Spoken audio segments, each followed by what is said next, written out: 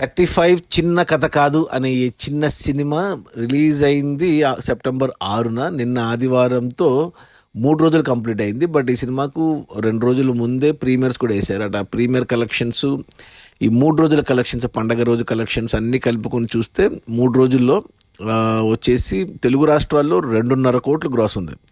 అంటే పోటీలో మనకు విజయ్ లాంటి స్టార్ హీరో గోడ్ సినిమా ఉన్న, భారీ వర్షాలు ఉన్న తెలుగు రాష్ట్రాల్లో ఈ రేంజ్ కలెక్షన్స్ రావడం 3 రోజుల్లో 2.5 కోట్లు అనేది, అది పండగ రోజు కూడా బాగానే వచ్చాయి. సో 2.5 కోట్లు గ్రాస్ మనకు తెలుగు రాష్ట్రాల్లో వస్తే, కర్ణాటక అండ్ ఓవర్సీస్ నుంచి 1 కోటి గ్రాస్ వచ్చింది. సో అలా టోటల్గా 3 రోజుల్లో ప్రీమియర్స్తో కలిపి ఈ సినిమా 3.5 కోట్లు గ్రాస్ కలెక్ట్ చేసింది.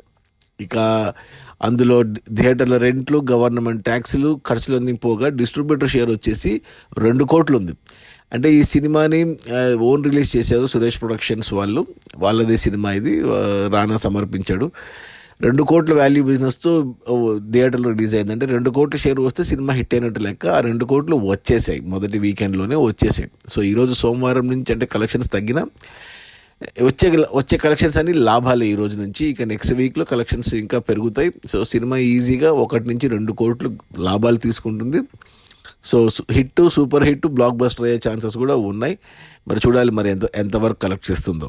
అది మన నివేదా థామస్, ప్రియదర్శిలు నటించిన 35 చిన్న కథ కాదు. భాగ్యరాజు ఉన్నాడు, గౌతమి ఉంది. నేను ఇంకా సినిమా చూడలేదు, చూడాలి.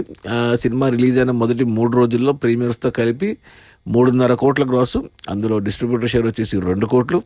సినిమా వాల్యూ బిజినెస్ 2 కోట్లు అయితే సినిమా క్లీన్ హిట్ అయింది. ఇక ఇప్పటి నుంచి వచ్చేవన్నీ లాభాలే. Cinema super hit. Okay, bye.